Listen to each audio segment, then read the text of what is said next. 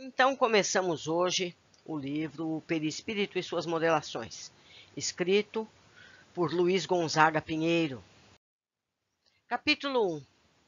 Origem, evolução, humanização. Na opinião de alguns filósofos espiritualistas, o princípio inteligente distinto do princípio material se individualiza e elabora, passando pelos diversos graus de animalidade.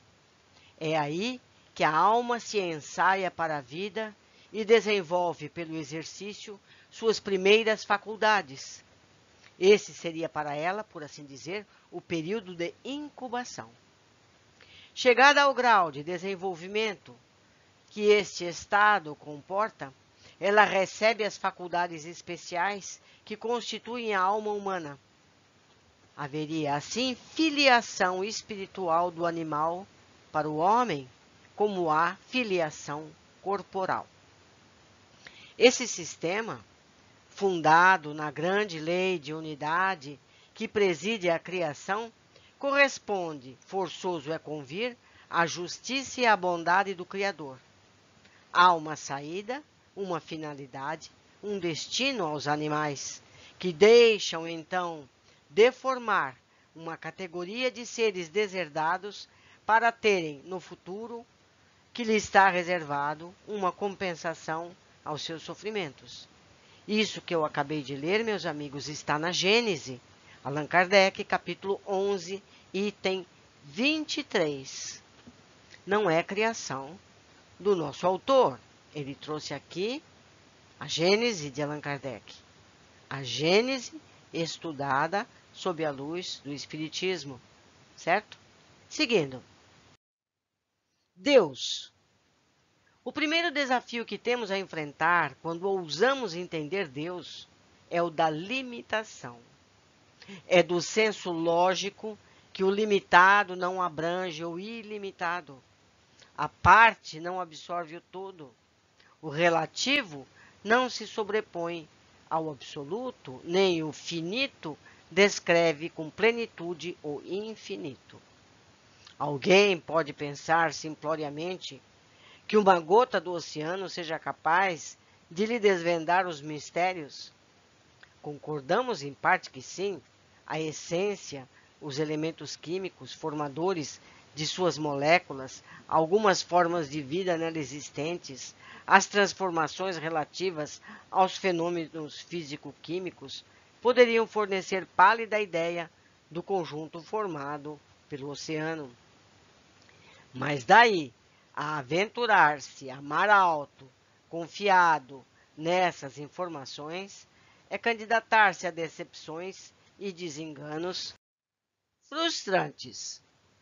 Descobriria de imediato o navegante os inumeráveis pluricelulares marinhos, as formas de vida exuberantes que lhes ultrapassariam em centenas de vezes o peso e o tamanho, os abismos obscuros, as correntes indomáveis, as tormentas bruscas, os segredos que esperam os heróis incansáveis para a pesquisa e os trabalhos fecundos. Deus, em nosso estágio de entendimento, tem a grandeza que a nossa inferioridade permite ver. Nós o olhamos com os olhos de catarata. A proporção em que a nossa ciência e sabedoria atuarem como bisturi da ignorância que nos torna cegos, nosso cristalino terá menos opacidade, permitindo que o raio de luz da verdade, em sucessivas raspagens reencarnatórias, nos permita vê-lo, como sentenciou o Espírito de verdade. Claro está que jamais o veremos circunscrito a um local específico, nem conseguiremos descrevê-lo em dimensões e formas. Nós o entendemos relativamente e com ele nos identificaremos em essência e destinação. Dizem alguns tolos, cujo orgulho lhes põe cera aos ouvidos e venda aos olhos: se Deus existe, prove-o. É o segundo desafio, o da demonstrabilidade. Poderíamos dizer-lhes o mesmo utilizando de sua ótica retorcida. Se ele não existe, prove-o. No entanto, seria gastar tempo e energia fazendo-nos de mestres que não somos, quando, para tais alunos, o mestre tem muitos nomes: frustração, vazio, desengano, dor e, no final do curso, aceitação. Podemos, no entanto, lembrar a quem de interesse sadio se arme que o sentimento e a certeza da existência de Deus são universais. Da crença mais bizarra nos espíritos primitivos até a intelectualidade mesmo fria, Deus é a razão, lei, criador do universo. Quando, em vez, alguém tenta negar a existência do Ser Supremo ou deixá-lo ausente das construções universais, tal foi a infeliz conclusão de Nietzsche ao afirmar a morte de Deus, e a singular resposta de Pierre de Laplace a Napoleão Bonaparte, quando este lhe interrogou sobre a obra do importante matemático intitulada Mecânica Celeste. Escreveste este enorme livro sobre o sistema do mundo sem mencionar uma só vez o autor do universo?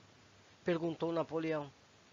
E Laplace respondeu com mais respeito ao imperador que a Deus: Senhor, não senti necessidade dessa hipótese. 30 anos após a morte de Laplace, é lançado na Europa o Livro dos Espíritos, cuja pergunta número 1 é: que é Deus? Essa pergunta abriu de vez as portas do além para a humanidade. E sua resposta? Inteligência suprema, causa primeira de todas as coisas. Deixou claro que as portas do céu estão abertas para quem as queira conquistar através da caridade. Em O Evangelho segundo o Espiritismo, falam os espíritos superiores que os mundos mais atrasados, onde a força bruta é a lei, no fundo tenebroso das inteligências de seus habitantes, encontra-se latente a vaga intuição de um ser supremo, mais ou menos desenvolvida. Pela observação e questionamento de si e do universo, o espírito terá milhões de provas materiais e filosóficas de uma ordem mantenedora, de uma harmônica diretriz que a tudo impulsiona rumo à perfeição. Todas as equações e fórmulas científicas do nosso mundículo atestam a existência de Deus. Igualmente, vasculhando o mundo íntimo, repositório de dores e conquistas, encontramos a ação de Deus em cada segundo vivido. Imersos estamos em Deus, mas nem todos partilham da igual visão. Os racionalistas, tomando a razão como via natural do conhecimento, só aceitam Deus racionalmente. Muito bem, eles estão satisfeitos com a sua meia-verdade. E os que defendem a supremacia da fé entendem que jamais o espírito encontrará Deus pela razão, pois só na fé existem condições indispensáveis para desabrochar a luz espiritual. Estes são crentes em sua meia-verdade. Convivendo com ambos, os vinculados no plano das emoções rejeitam a razão e optam pelo sentimento, afirmando: Deus não pode ser racionalizado, apenas sentido. Estes são acomodados com a sua meia-verdade. Se Deus está em tudo, todos os caminhos desaguam em sua plenitude. Juntando as meias-verdades, teremos uma meia-verdade aproximada de Deus, ainda de acordo com o nosso estágio de semi-analfabetos na ciência espírita.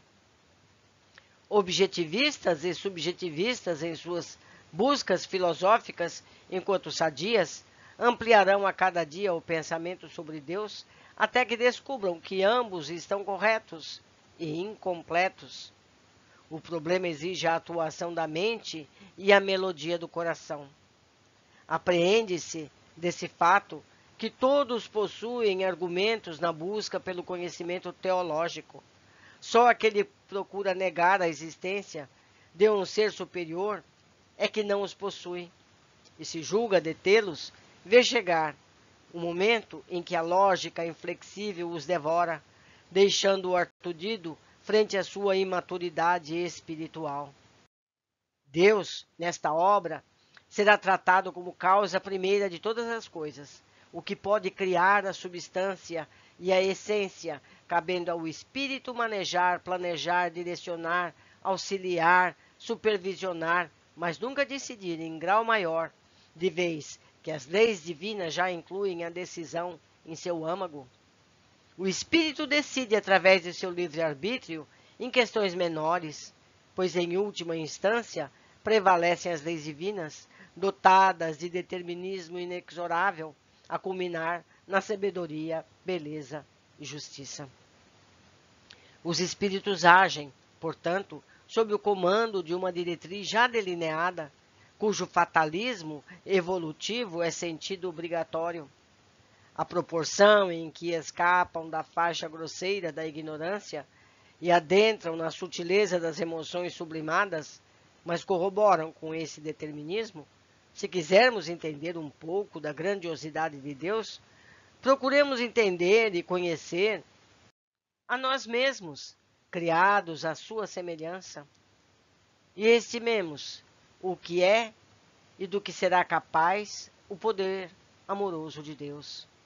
Sem contaminar a palavra hoje, tão vulgarizada e tomada como representação de sentimentos e atitudes até mesquinhos, diria que Deus é fonte inesgotável de amor, a fonte que move e sustenta a bipartição de um simples protozoário e a estabilidade nas imensas galáxias bordadas de bilhões de sóis.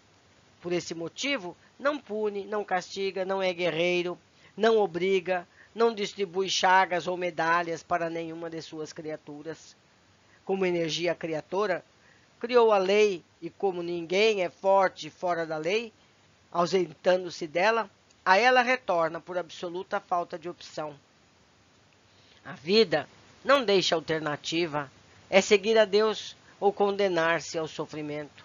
É como ninguém se adapta à dor, embora muitos com ela convivam por largos anos, acaba cedendo ao chamamento do amor, após a lapidação imposta por estes mestres tão enérgico, mas tão solicitado no mundo atual, qual seja o sofrimento.